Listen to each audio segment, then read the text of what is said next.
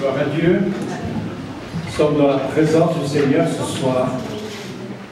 Nous sommes là à ses pieds pour le bénir, le louer maintenant pour entendre sa parole. Je vais laisser la place à notre frère Henri. Nous nous sommes rencontrés vraiment épisodiquement.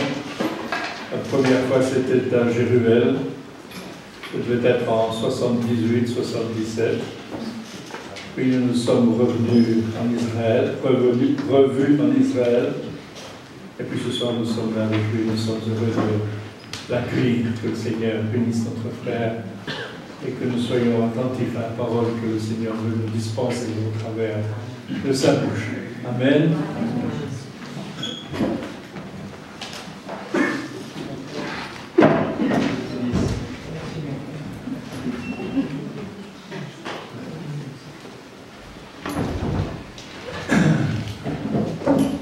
Que Dieu soit béni. Ben, je voudrais remercier mon frère Jean-Pierre et puis aussi Werner pour leur invitation à ces quelques soirées d'enseignement. Je me réjouis d'être ici au milieu de vous. C'est une grâce de Dieu de pouvoir toujours enseigner, prêcher sa parole. Et je vous transmets aussi les salutations de notre église de Beau-Soleil, près de Monaco. Beau-Soleil au nom bien nommé. Vous avez le soleil de la justice aussi ici. Amen. Donc le thème de ces réunions, c'est le suivant, c'est comment marcher par l'esprit et plus par la chair. C'est un thème qui doit nous intéresser tous parce que je crois que le problème numéro un dans beaucoup d'églises, c'est une chair qui n'est pas encore crucifiée, qui est encore trop vivante et qui laisse trop de dégâts au milieu des chrétiens. Et l'apôtre Paul a reçu la révélation de la victoire. Et j'avais lu des centaines de fois ces passages et je dois dire que ça m'était rentré par une oreille ou par un œil et sorti par l'autre. Et il a fallu vraiment que j'arrive au point où dans mon cœur j'ai crié à Dieu de tout mon cœur en disant, comme Paul le dit, « Misérable que je suis, qui me délivrera de ce corps de mort ?» Et il a eu la réponse et nous devons donc la voir et bien la connaître. Et je me suis rendu compte aussi qu'il y avait un certain nombre de définitions dans la Bible qu'on acceptait comme ça sans trop savoir ce qu'il y avait dedans. Par exemple, le vieil homme, l'homme nouveau, la chair, l'esprit. Ce sont des définitions où on met quelquefois beaucoup de choses qui ne correspondent pas à la réalité de la Bible. Et donc je vais faire un effort pour bien définir clairement toutes ces choses, pour qu'on puisse comprendre vraiment, d'abord, puisque avant de l'accepter par la foi, il faut le comprendre par la révélation de l'Esprit et de sa parole, ce que le Seigneur a révélé à Paul, il veut nous le révéler à chacun de nous. Alors, le passage que j'avais proposé pour servir de guide à ces réunions, pour commencer par là, c'est ce passage que vous connaissez sans doute bien dans l'Épître aux Galates. Les Galates, c'était des Gaulois, vous vous rappelez? C'était des Gaulois qui avaient émigré en Turquie et qui avaient dû garder certains défauts de leurs ancêtres gaulois ou de leur peuple gaulois. Et Paul, l'Épître aux Galates est une des rares où Paul secoue vraiment une église en leur disant « Mais Galates insensés, qui vous a ensorcelés? Galates insensés, vous marchiez par l'esprit et vous retombez maintenant dans la chair, sous la loi. » Et il leur dit au chapitre 5 et au verset 16, j'aimerais lire même un peu plus haut, à partir du verset 13, Galates 5, 13, il leur dit, frères, vous avez été appelés à la liberté. Et donc nous tous, on est appelés à la liberté. Seulement, ne faites pas de cette liberté un prétexte de vivre selon la chair. On peut dire, oui, Dieu m'a libéré, alors maintenant je peux m'éclater. Bon, si j'ai ce raisonnement-là, je vais laisser la chair se manifester et elle va produire tout ce qu'on peut voir comme effets indésirables qui sont décrits un peu plus loin. Ils ont dit, c'est pas comme ça que Dieu nous appelle à vivre, mais rendez-vous par l'amour. Charité, c'est l'amour de Christ, serviteurs les uns des autres. Car toute la loi est accomplie dans une seule parole, dans celle-ci, tu aimeras ton prochain comme toi-même. Et Jésus dit, tu aimeras ton prochain comme moi-même je t'ai aimé. Là, c'est encore plus clair. Aimer quelqu'un comme Christ nous a aimés. Ça, c'est marcher vraiment par l'esprit. Et pour pouvoir faire ça, il ne faut pas que la chair ait la moindre possibilité de s'exprimer, parce que sinon, ça gâche tout. Mais si vous vous mordez et si vous vous dévorez les uns les autres, prenez garde que vous ne soyez détruits les uns par les autres. Je dis donc, marchez selon l'esprit, et vous n'accomplirez pas les désirs de la chair. Vous voyez comme c'est simple. Marchez donc selon l'esprit, et la chair n'aura plus son mot à dire. Car la chair a des désirs contraires à ceux de l'esprit. L'esprit en a de contraires à ceux de la chair. Je ne sais pas si vous avez des versions modernes, mais dans les versions modernes, on a remplacé le mot chair par votre nature propre ou votre nature humaine. Et ce n'est pas du tout ça, parce que si on fait croire aux chrétiens que la chair c'est leur nature propre, comment est-ce qu'ils peuvent vivre dans la nouvelle nature que Jésus leur a acquise par son sacrifice? Notre vraie nature, c'est la nouvelle nature que Jésus nous a acquise par sa résurrection. Et si on nous demande de vivre selon notre nature propre, c'est par l'esprit régénéré. La chair, ce n'est plus notre nature propre. Il explique, et je vais donner la définition que Paul utilise par ailleurs pour nous expliquer ce que c'est que la chair. Alors il dit, la chair et l'esprit sont opposés entre eux afin que vous ne fassiez pas ce que vous voudriez. Sous-entendu, quand vous êtes contrôlé par la chair, vous allez faire des choses que Dieu ne veut pas que vous fassiez. Et donc il faut apprendre à ne plus se laisser contrôler par la chair pour laisser l'esprit nous diriger pleinement. Et si vous êtes conduit par l'esprit, vous n'êtes plus sous la loi. Comment donc être conduit par l'esprit du matin au soir, 24 heures sur 24, 7 jours sur 7, 365 jours par an? Être conduit par l'esprit, c'est marcher comme Jésus. Vous vous rappelez que dans le sermon sur la montagne, Jésus a dit « Soyez parfaits, comme votre Père Céleste est parfait. » Ni plus ni moins. La première fois que j'ai lu ça, j'ai pensé dans mon cœur, Seigneur, je crois que tu mets la barre un peu haut. Soyez parfaits comme Dieu est parfait. Et c'est un ordre. Alors si je m'adresse à l'un de vous, imaginez les disciples qui entendent ça, et je vous dis, bon maintenant, mon frère, l'ordre de Dieu pour toi, c'est que tu sois parfait comme Dieu. Tu vas dire, bon, je veux bien, mais ça risque de prendre du temps. Ça risque d'être dur, long, pénible. Comment arriver à cette perfection-là que Dieu m'ordonne de manifester dans ma vie pratique? Il y en a qui disent, oui, mais Dieu me voit parfait en Christ. C'est pas suffisant. Quand il me dit d'être parfait comme Jésus, c'est sur la terre maintenant. Dans le ciel, tout le monde sera parfait. C'est un commandement qui me concerne pour maintenant. Vous pensez que c'est possible d'atteindre ça? Hein, franchement? Oui ou non? Le oui n'est pas massif. Le oui n'est pas massif, là. Mais je vous comprends. Alors, au verset 19, il dit « les œuvres de la chair ». Voilà la chair, ce qu'elle produit comme résultat dans notre vie quand elle nous contrôle. La chair, alors, il commence par son manifeste, ça veut dire elle ne peut pas rester cachée. L'adultère, l'impudicité, l'impureté, la dissolution, ça veut dire on n'a plus du tout de retenue. La dissolution, l'idolâtrie, c'est pas rien ça. La cupidité, c'est aussi une idolâtrie, l'amour de l'argent, des biens de ce monde. La magie, la sorcellerie, ce sont des œuvres de la chair, qui peuvent donc se manifester chez les chrétiens aussi. Alors là, on entre après dans des dans des situations plus communes. Les inimitiés, les querelles, les jalousies, les animosités, les disputes, les divisions, les sectes, l'envie, les meurtres. Et rappelez-vous que Jésus dit dans le Sermon sur la montagne que si je me mets en colère contre mon frère, je suis un meurtrier dans mon cœur.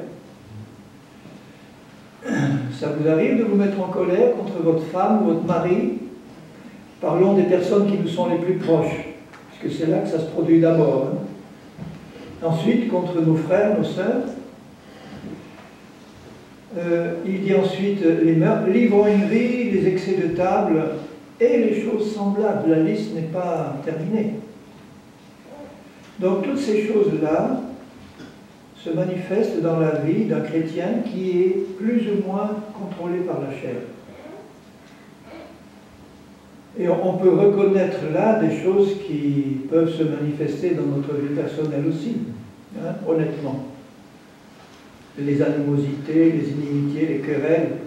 Regardez les querelles entre églises chrétiennes.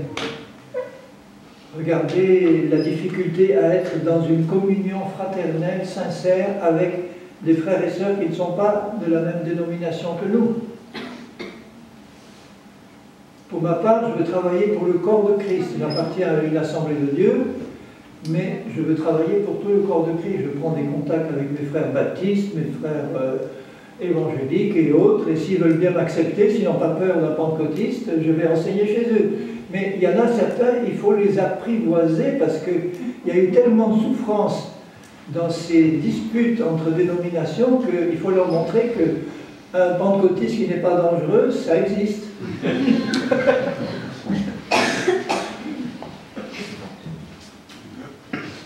Et pour ça, il faut l'amour de Christ, bien sûr. Alors, il dit, je vous dis d'avance que, comme je l'ai déjà dit, que ceux qui pratiquent de telles choses, n'hériteront pas le royaume de Dieu.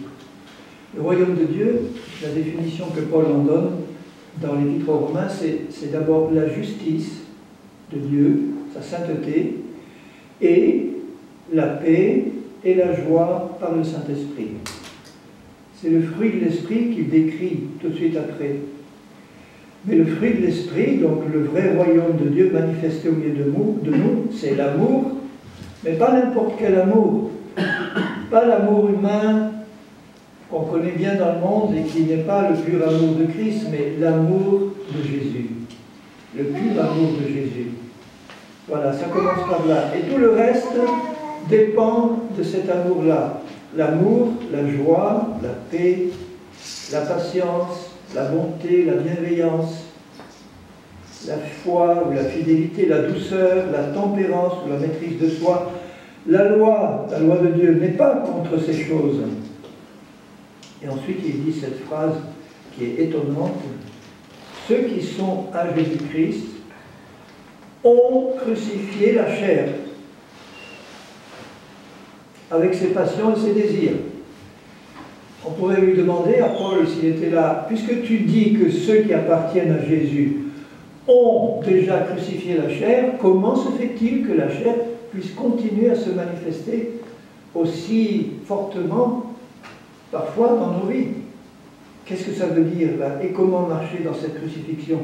Ceux qui sont, il parle au passé, vous remarquez, ont crucifié la chair avec ses passions et ses désirs. C'est comme si Dieu nous disait, puisque votre chair est crucifiée, donc maintenant vous n'avez aucune difficulté à marcher selon l'esprit, puisque la chair est crucifiée. Comment ça se fait qu'elle continue à se manifester?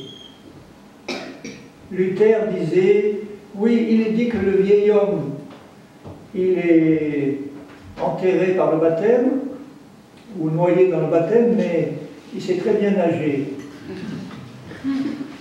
Et il ressort tout le temps la tête. Ça montre que Luther n'avait pas compris ce que c'est vraiment que le vieil homme. Parce que si le vieil homme est vraiment mort en Christ, il ne peut pas ressusciter comme ça. Il faut donc qu'on entre dans des définitions plus précises et qu'on comprenne quelle est la différence entre le vieil homme et la chair, par exemple. On enseigne souvent que la chair, c'est notre vieil homme. Or, ce n'est pas du tout ça. La chair, ce n'est pas notre nature humaine. La chair, ce n'est pas le vieil homme. La chair, c'est autre chose.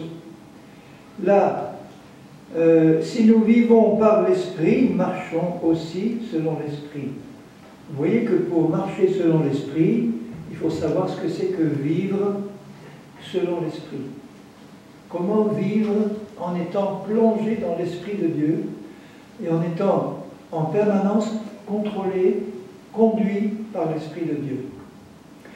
Et c'est à ça que sont appelés tous les chrétiens, parce que si je regarde une ou deux pages plus loin, dans l'Épître aux Éphésiens, où il dit, au chapitre 4 et au verset 11 de l'Épître aux Éphésiens, Paul leur dit ceci, que Dieu a donné, alors les ministères que nous connaissons, les 5 ministères, Dieu a donné les apôtres, les prophètes, les évangélistes, les pasteurs et les docteurs ou enseignants, et il montre que le seul but unique de tous ces ministères, même des évangélistes, c'est pour le perfectionnement des saints. Un évangéliste qui travaille selon la pensée du Seigneur, il va amener des âmes au Seigneur, et dans sa pensée, il devrait tout de suite dire, il faut que je les confie aux autres ministères pour pouvoir être perfectionnés et qu'on ne les laisse pas dans la nature avec leur salut, alors que derrière, il n'y a pas de suivi. C'est pour ça qu'ils travaillent ensemble, parce que le but unique, c'est que ces saints-là que Dieu crée par la conversion à Christ, il faut les perfectionner. Nous sommes des saints qui ont besoin d'être perfectionnés, amenés à la perfection que Dieu nous commande de manifester dans nos vies. Et pendant des années, je vous avoue que j'enseignais, mais je ne savais pas ce que c'est que perfectionner les saints, ou du moins j'en avais une idée, mais ce n'était pas la bonne. Je leur disais, si vous voulez avancer dans le perfectionnement, il faut vous lever tôt le matin, il faut passer un bon moment avec le Seigneur, il faut jeûner, il faut être fidèle aux réunions, il faut étudier votre Bible, il faut persévérer dans la communion fraternelle, tout ça, oui, c'est bon. Mais je pratiquais tout ça, et ce n'est pas tout ça qui a amené ma chair à la mort. Et je le voyais bien dans ma vie personnelle, qu'il y avait des choses que je devais régler dans mon caractère, dans ma façon de me comporter, et que malgré tout ce que je faisais, malgré mes résolutions, je n'avais pas la victoire sur ces traits de caractère que je n'arrivais pas à remplacer par le caractère de Jésus. Ça vous est arrivé, ça, ce genre d'expérience? J'étais, avant de me convertir, j'étais un boudeur. Vous savez ce que c'est, boudeur? Quelqu'un qui boude. Je ne me mettais jamais en colère. Je n'aimais pas ça, mais quand, en général, c'était ma femme qui provoquait ça. Quand ma femme me traitait injustement ou d'une manière que je considérais comme injuste, je commençais à bouder. Je me taisais, et pendant 2-3 jours, je ne lui disais rien. C'était dur, hein? Et après, je n'arrivais pas à sortir de ma bouderie, parce que pour en sortir, il fallait m'humilier, il fallait demander pardon, il fallait... et c'était dur. Bon, quand je me suis converti, je boudais moins, mais le problème n'était pas réglé.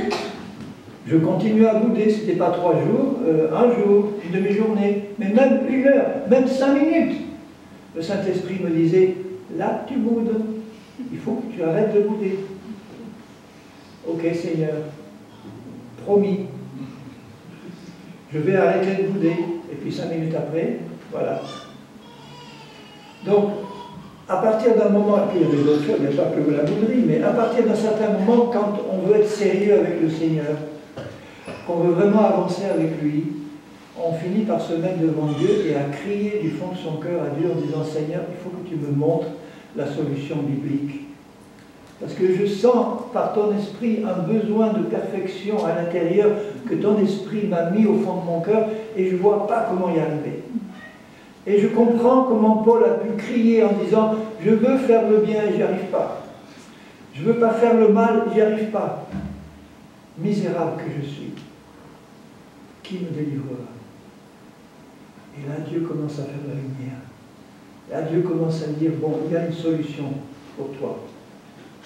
Il y a une solution. » Et si vous regardez dans Romains 7, là, le cri qu'il a poussé à la fin de Romains 7, quand il dit au verset 24, « Misérable que je suis, qui me délivrera du corps de cette mort.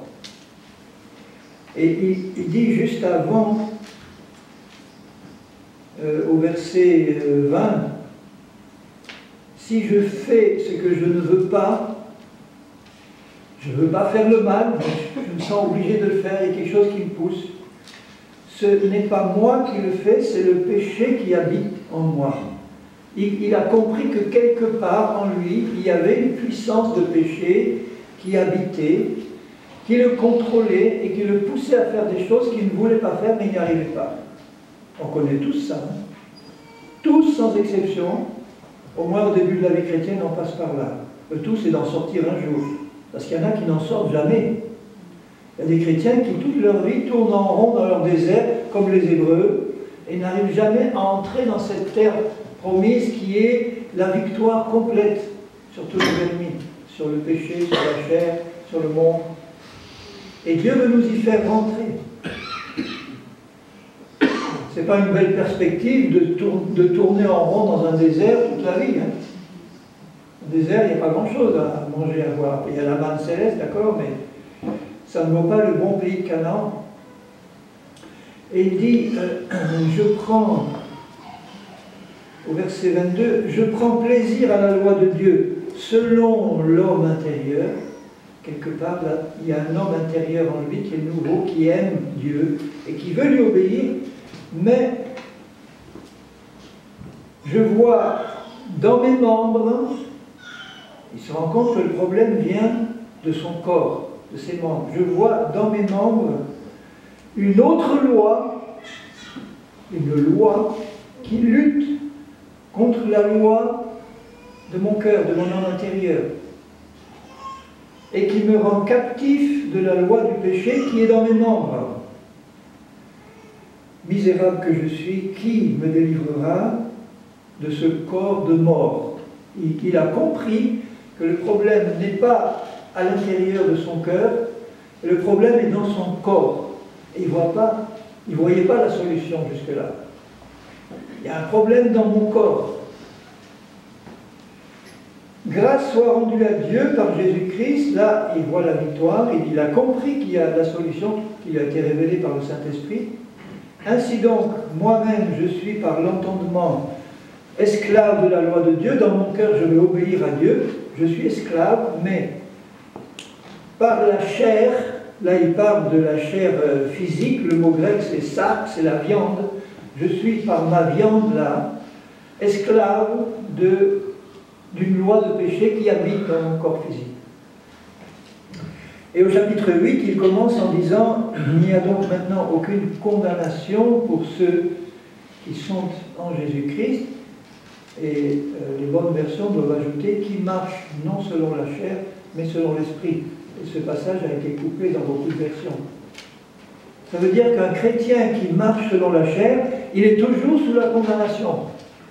Le diable profite du fait que la chair le contrôle, comme Paul, à un certain moment de sa vie, pour le rendre misérable, le culpabiliser, lui dire, tu vois, le mauvais chrétien que tu es, tu n'arrives pas à faire ce que Dieu te demande, donc à la limite, il pourra dire, tu n'es même pas converti dans le fond.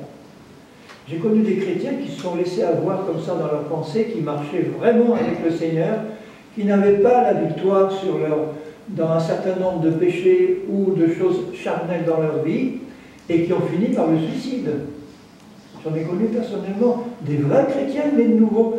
Ils se sont laissés avoir par les pensées de l'ennemi ou de la chair qui leur disaient « Regarde le mauvais chrétien que tu es, regarde ce que tu fais là, regarde, tu es incapable de faire ce que Dieu te demande. » Et ils ont fini par écouter cette voix qui leur disait « Tu n'es même pas né de nouveau, tu n'es même pas converti, si tu étais un converti, tu ne ferais pas ce que tu fais. » Et ils se sont laissés avoir dans leurs pensées au point que le diable a fini par leur dire « Bon, mets un terme à ta vie et ça réglera tes problèmes. » Et il y en a qui écoutent ces mensonges. Vous voyez jusqu'où ça peut aller?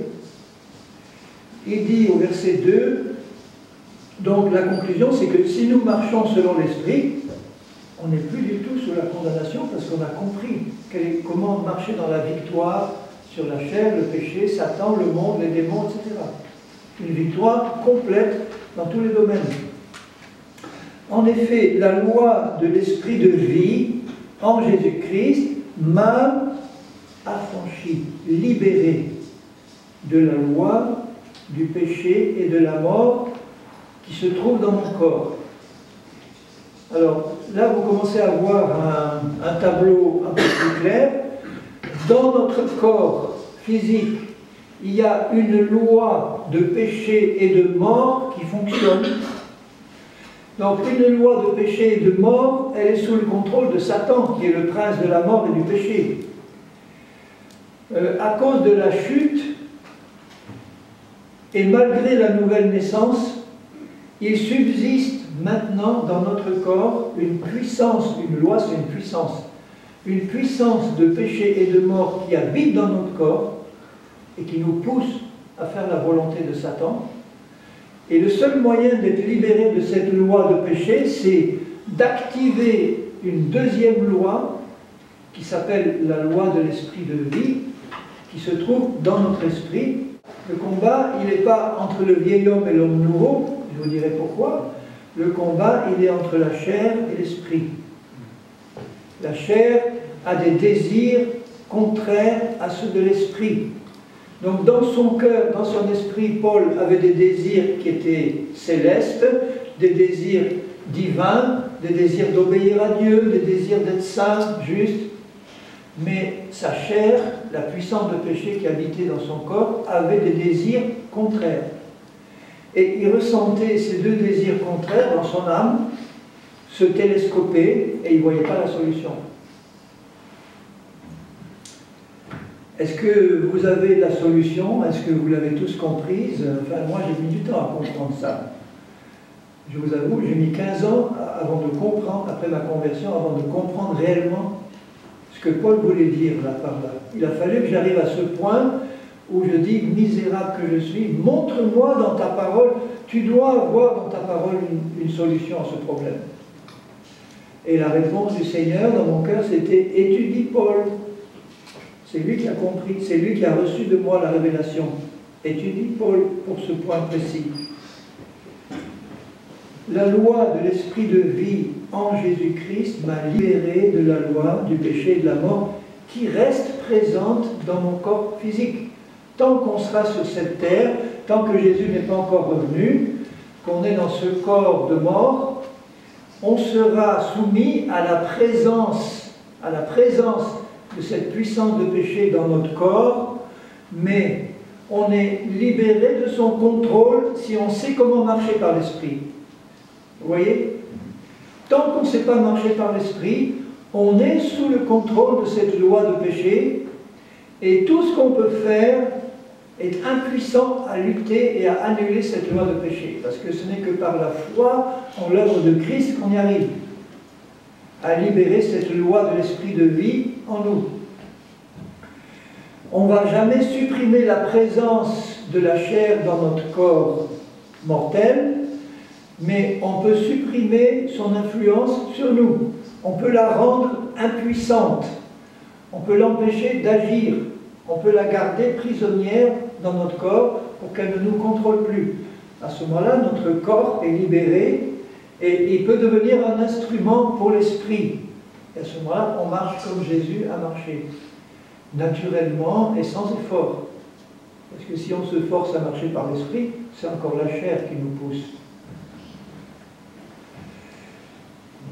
Donc il est possible d'avoir une pleine victoire sur ce problème-là. Alors maintenant, ça m'oblige à définir un certain nombre de choses. D'abord, définition de la chair. Le mot chair. Dans le langage de Paul, le mot chair a deux définitions bien différentes selon le contexte. La première définition, c'est que la chair désigne, le mot chair désigne notre corps physique, tout simplement. Le corps physique, il n'y a pas de problème, le corps physique lui-même. Le problème, c'est que dans le corps physique, il y a une puissance de péché qui y habite. Et si on arrive à déconnecter cette puissance de péché du corps physique, le corps physique peut être un instrument pour Dieu. Mais tant que la chair est collée à ce corps physique et qu'elle le contrôle, le corps ne pourra pas vraiment être un instrument de Dieu, il va continuer à être un instrument de Satan et de la chair. Plus ou moins, évidemment, puisqu'on n'est pas à 100% quand on est chrétien contrôlé par la chair en permanence. Mais quand on est contrôlé par la chair, ça fait des dégâts. Je connais un frère je le connais depuis des années, un frère qui est né de nouveau, baptisé de l'Esprit, qui avait un ministère, il était responsable d'un groupe chrétien. Et puis ça n'allait pas très bien avec son épouse, au sens qu'il n'avait pas vraiment une communion profonde tous les deux chrétiens et nouveaux. Et il y a quelques mois, alors que je passais dans sa région, il m'a appelé au téléphone en me demandant de m'arrêter, et puis on s'est donné rendez-vous près de l'autoroute. On a passé un bon moment, et il m'a dit, il m'arrive quelque chose que je ne comprends pas, et j'arrive pas à en sortir. Je lui ai dit, qu'est-ce qui t'arrive? Ben bon, je sais que la femme que j'ai, elle m'est donnée par Dieu, c'est la femme que Dieu a choisie pour moi. Mais on n'est pas, il y a des tensions, il y a un manque de communion depuis des années, on n'arrive pas à régler ça. Et dernièrement, une collègue de bureau à moi, une femme qui n'est pas convertie, qui passait par un problème très difficile, j'ai eu à cœur de la consoler un peu, enfin de l'exhorter ou de l'aider dans son problème. Là, il faut être prudent dans ce domaine. Et il me dit, et j'ai senti tout à coup jaillir dans mon cœur un amour puissant pour cette femme-là. Alors ça, c'est la chair ou l'esprit? Donc vous voyez que dans les manifestations de la chair, il n'y a pas que la colère, le meurtre, bon, les choses comme ça. Il y a aussi un amour puissant qui n'est pas de Dieu et qui n'est pas permis par Dieu. Et elle dit, ça a été plus fort que moi. Et je n'ai pas pu résister. Je lui dis, oui, mais tu n'as pas compris comment vaincre cette loi de péché et de mort, parce que cet amour-là illicite vient de la chair, vient d'une puissance des ténèbres, et tu n'as pas eu la connaissance, la puissance pour pouvoir résister, et ce n'est pas par tes résolutions, par ta volonté que tu peux résister à ça. C'est simplement par la foi et en activant cette loi de l'esprit de vie que manifestement tu n'as pas su activer. J'ai passé du temps à lui expliquer, mais ça ne rentrait pas, parce qu'il y a un plaisir dans le péché. Quand je l'ai entendu me dire, ce frère, me dire, oui mais tu comprends, c'est tellement agréable, cette femme m'a rendu confiance en moi-même, elle m'a libéré en quelque sorte. Je dis, mais tu es complètement séduit. Cette femme t'a donné confiance, non pas dans la nouvelle nature que tu es en Christ, mais dans le vieil homme que tu étais, et que la chair essaye de ressusciter. Tu es complètement séduit. Oui, je sais, mais c'est bien agréable. S'il n'y a pas une repentance qui vient à ce moment-là, et il me dit, je sais que si la dernière trompette sonne maintenant, je ne serai pas enlevé. C'est risqué de raisonner comme ça. Et moi, je l'ai rajouté, je lui ai dit, écoute, non seulement tu ne seras pas enlevé, mais si tu meurs dans l'état où tu n'es même pas sauvé. Tu imagines imaginez un chrétien qui est en train de coucher avec une femme qui n'est pas la sienne, et la dernière trompette sonne. Vous pensez qu'il va être enlevé? Il ne peut pas être enlevé. Parce que Jésus vient enlever une épouse sans ride ni tache. Et pour ça, on a besoin de confesser nos péchés comme Dieu nous les montre, de nous repentir, et le sang de Jésus efface. Mais le problème des chrétiens qui confessent constamment leurs péchés et qui y retombent, c'est qu'ils prennent des risques. Il vaut mieux donc apprendre à marcher selon l'Esprit, ce qui affermit notre marche chrétienne dans la sainteté, et qui nous permet de ne pas chuter constamment dans le péché pour demander constamment pardon et recommencer à chuter et recommencer. Dieu nous pardonne 70 fois 7 fois. Il est prêt à nous pardonner en permanence, mais c'est bien mieux pour lui et pour sa gloire de pouvoir mener une vie où on voit qu'on a la victoire sur le péché. On rend un témoignage là qui est beaucoup plus à la gloire de Dieu que si on chute constamment et qu'on demande constamment pardon. Merci Seigneur pour ceux qui demandent constamment pardon. Mais il y a un progrès à faire dans notre marche chrétienne où on comprend comment avoir la victoire sur la chair et sur le péché. qu'on puisse donner un témoignage à la gloire de Dieu, qui va faire envie aux gens du monde. Alors, la définition donc, de la chair selon Paul, c'est que ça peut être notre corps physique, tout simplement, ou deux, selon le contexte, que c'est une puissance ou une loi de péché et de mort qui habite dans notre corps physique et qui y reste même après notre nouvelle naissance. Elle reste là présente.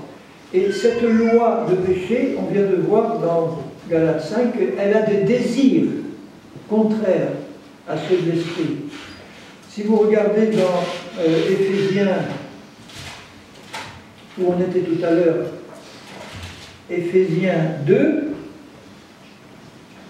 où Paul dit aux Éphésiens, vous étiez morts par vos offenses et par vos péchés dans lesquels vous marchiez autrefois, selon le train de ce monde, selon le prince de la puissance de l'air, de l'esprit qui agit maintenant dans les fils de la rébellion, et nous tous aussi nous étions de leur nombre, et nous vivions autrefois selon les convoitises de notre chair, accomplissant les volontés de la chair et de nos pensées. Donc la chair, elle a des désirs, des pensées, des convoitises, des passions qui sont contraires aux volontés, aux désirs et aux passions de Dieu et de l'Esprit.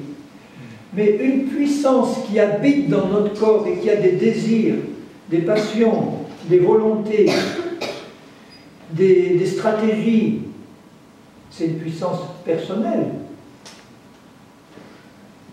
Ce n'est pas quelque chose de neutre, commutable. Et ce n'est pas en même temps notre nature à nous. Puisque notre nouvelle nature, c'est notre nature véritable en Christ. J'ai enseigné la psychologie à l'université de Grenoble et je sais que quelqu'un qui a deux natures opposées en même temps, c'est quelqu'un qui a des problèmes psychologiques graves. Et Dieu n'a pas fait de nous, chrétiens, des schizophrènes spirituels, avec deux natures opposées en même temps. Une vieille nature mauvaise et une nouvelle nature qui serait bonne. Et il y a beaucoup de chrétiens qui pensent ça, qu'ils ont deux natures opposées en eux. Une mauvaise, qui se manifeste par certains moments par des mauvais comportements, et une bonne. Et je le pensais aussi à un moment donné. Et heureusement que j'ai fait un peu de psycho pour vous montrer que c'était stupide de penser ça. Alors, où est la solution? Alors, j'explique que il y a certains de mes amis pentecôtistes qui n'aiment pas entendre ça. Peut-être que ça va choquer quelques-uns d'entre vous, mais ça permet de comprendre. Si la chair est une loi de péché qui habite dans notre corps, et que cette loi de péché a des pensées, des désirs, des émotions, des volontés, qui sont en fait celles de Satan, cette puissance de péché, elle fonctionne comme un démon, mais ce n'est pas un démon. C'est pour vous donner une idée de ce que c'est. Elle a des pensées, elle vous les transmet et elle essaye de vous les donner pour que vous les acceptiez. Parce qu'elle sait qu'à partir du moment où vous acceptez les pensées de la chair et que vous les faites vôtres, vous allez vous comporter selon les pensées que vous recevez. Si vous recevez les désirs de la chair et que vous les faites vôtres, vous allez vous comporter selon les désirs que vous croyez être les vôtres. Et toute la stratégie du malin, c'est de vous faire croire que la chair, en fait, c'est votre personne humaine, à vous. Et si je crois que la chair, c'est ma personne humaine, comment faire pour en être délivré?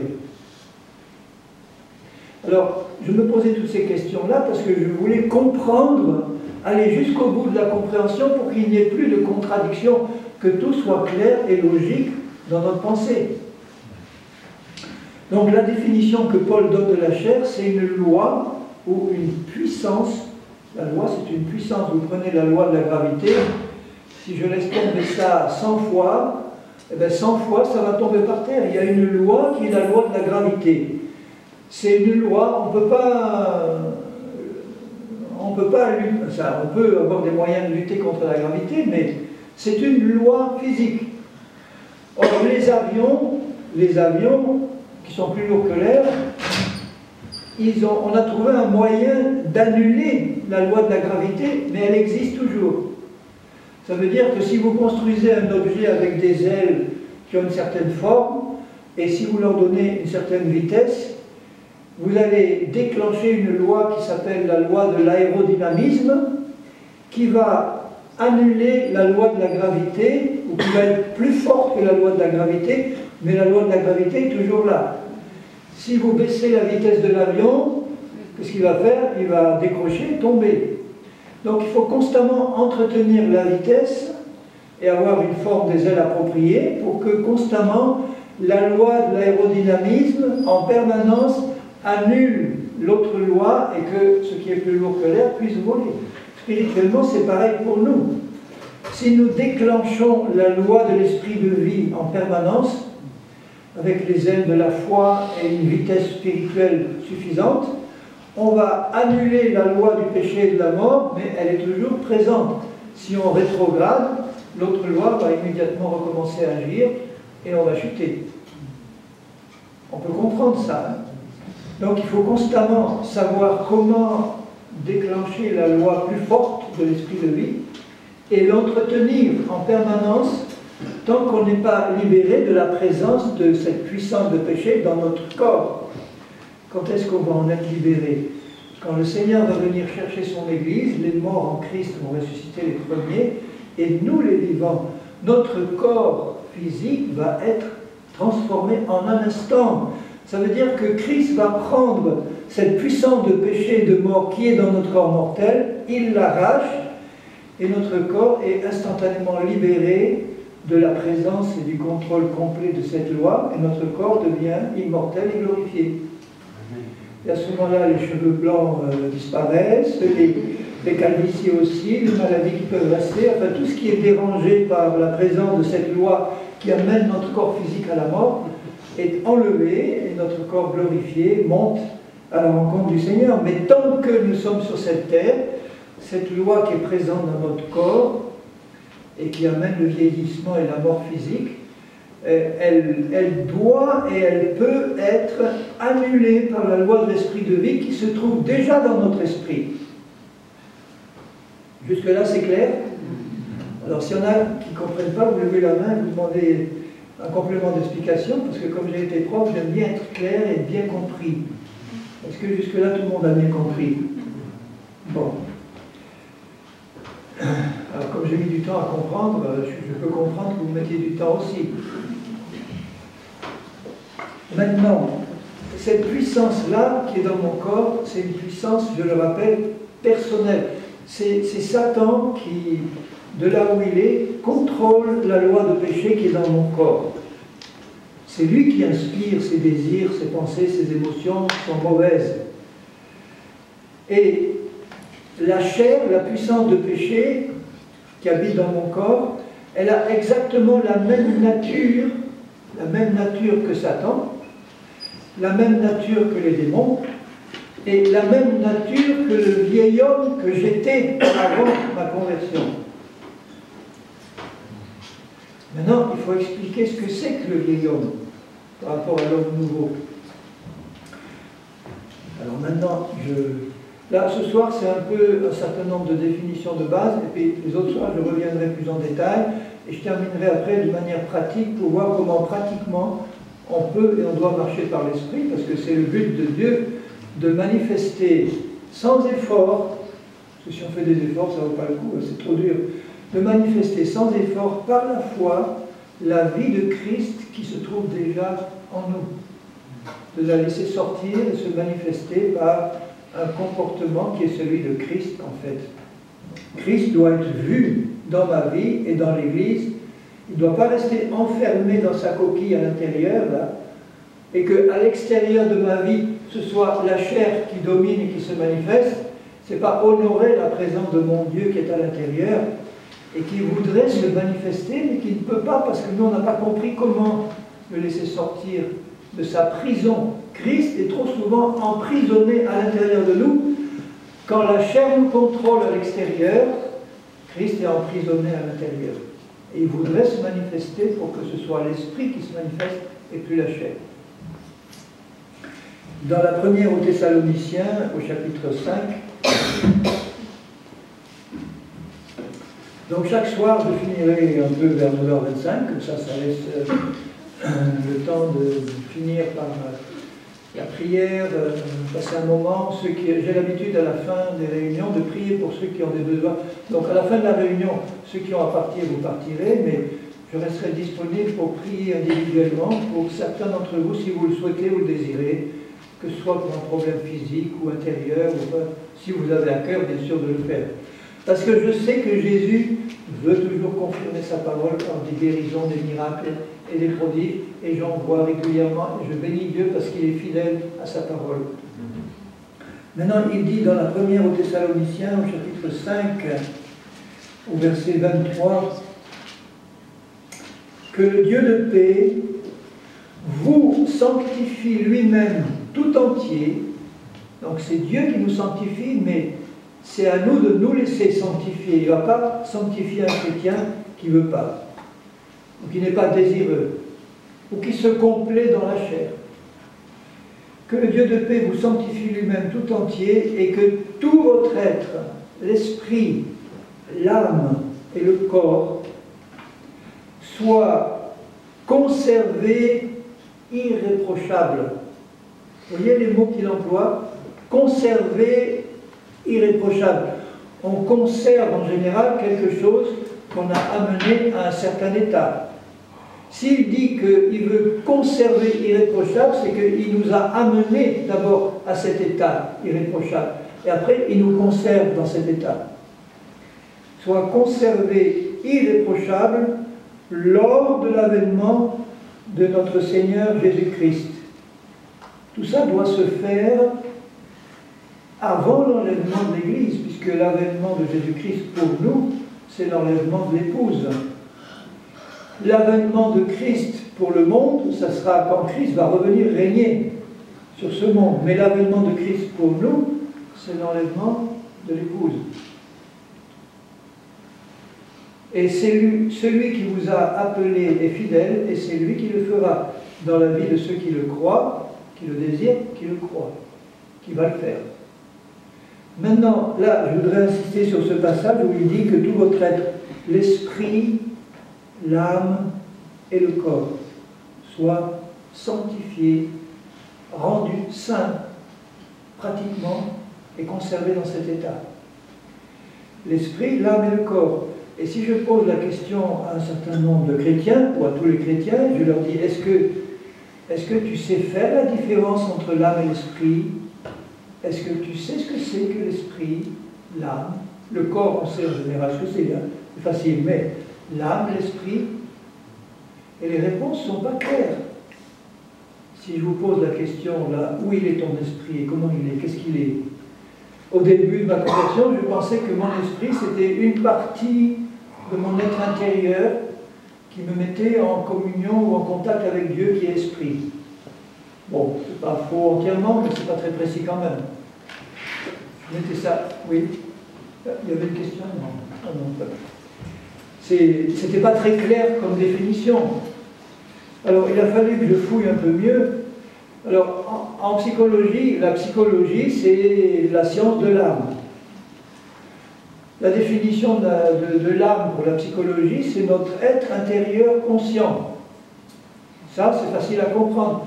Actuellement, vous savez tous que vous avez un être intérieur dont vous êtes conscient.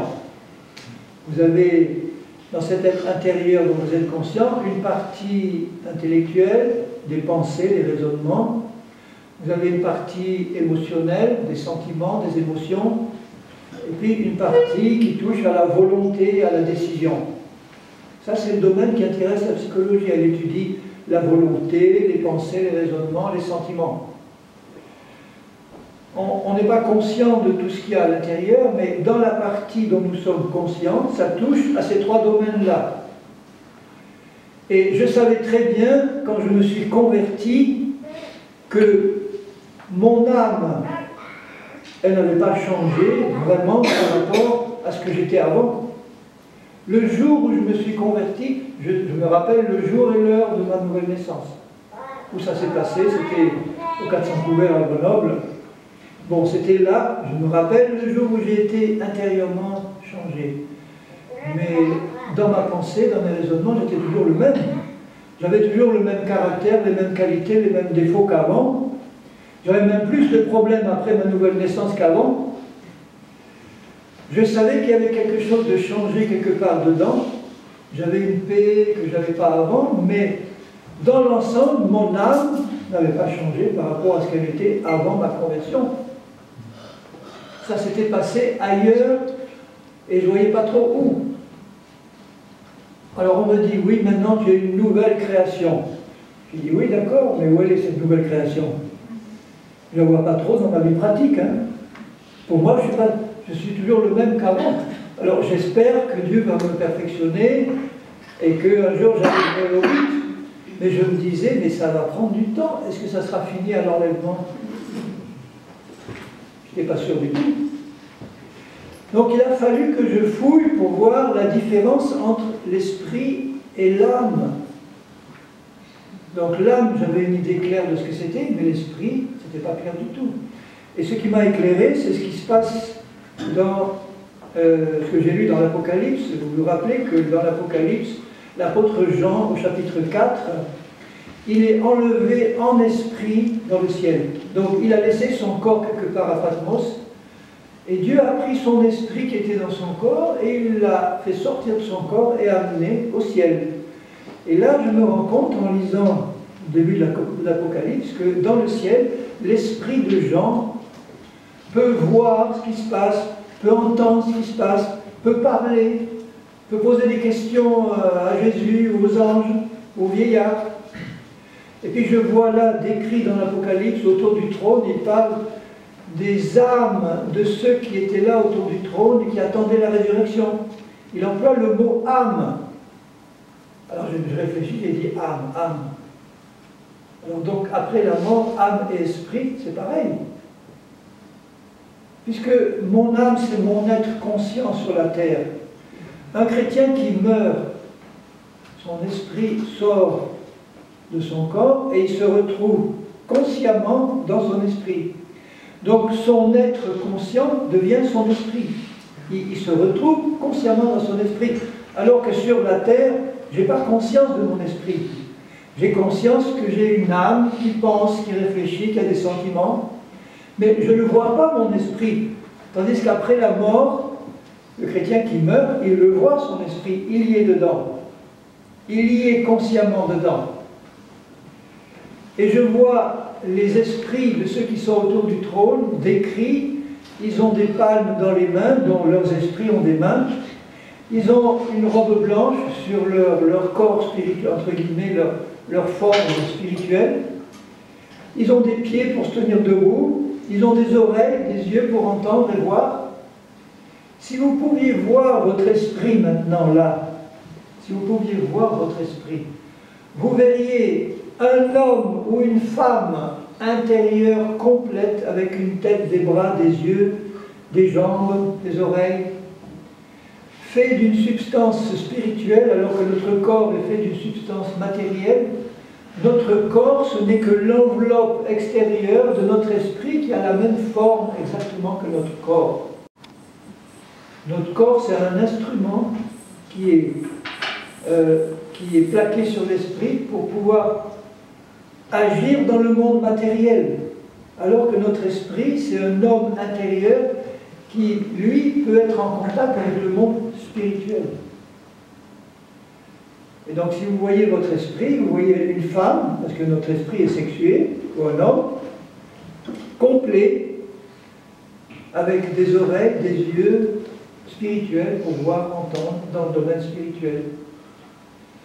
Et c'est cet esprit-là qui a été recréé à neuf à la nouvelle naissance, à la conversion.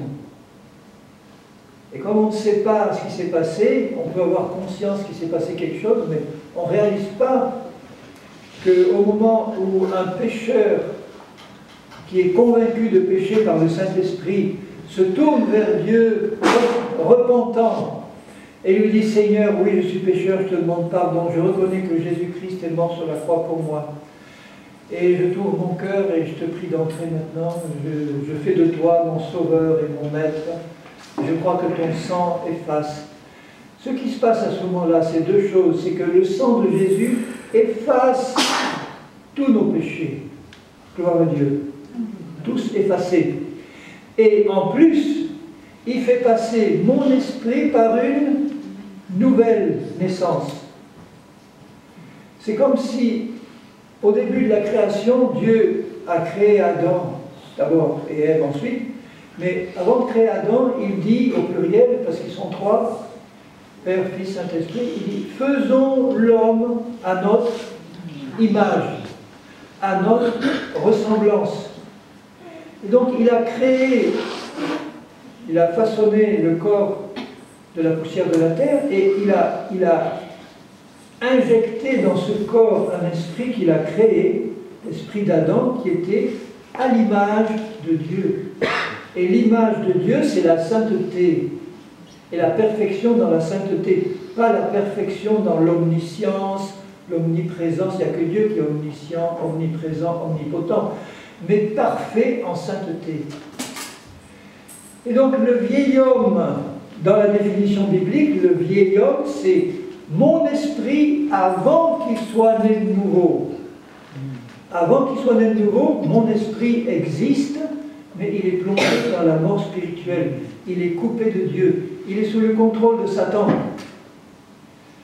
Et dans le monde qui nous entoure, les seuls qui savent ce que c'est que l'esprit, malheureusement, ce sont les sorciers, les magiciens, les occultistes, qui peuvent sortir de leur corps en esprit, consciemment, faire leur besogne là, dans les lieux célestes de Satan, et retourner dans leur corps. Il y a une vingtaine d'années, j'ai eu à m'occuper de satanistes qui sortaient du satanisme, et eux, ils savaient parfaitement quel était leur esprit et ce qu'ils faisaient.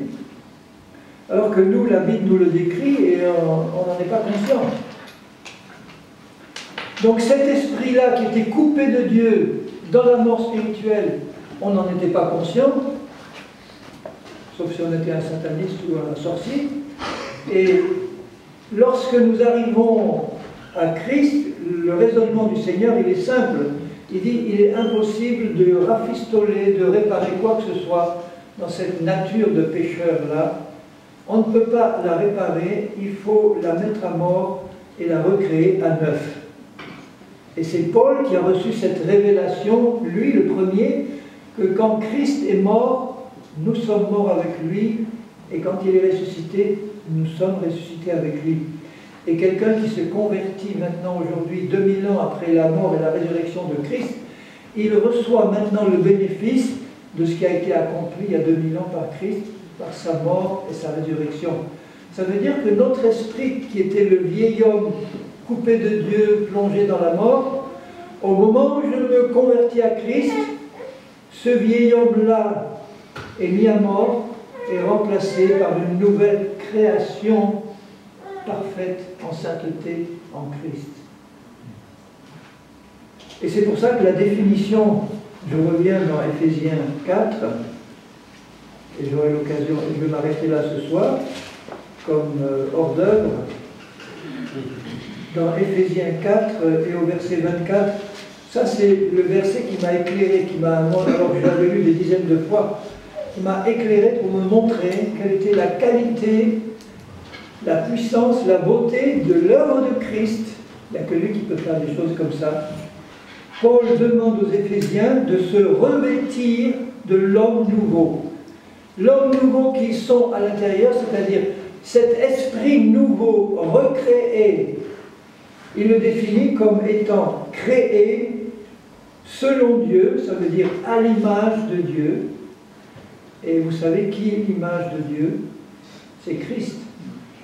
Notre esprit, à la nouvelle naissance, Jésus-Christ le crée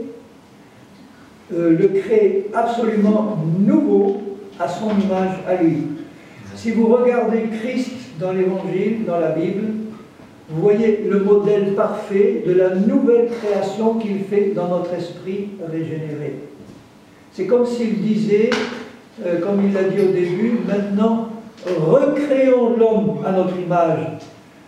Ce qu'on avait créé au début a été détruit par le péché et la chute, maintenant, en Christ, nous recréons maintenant un homme nouveau à l'intérieur qui est créé à l'image de Dieu dans une justice et une sainteté que produit la vérité.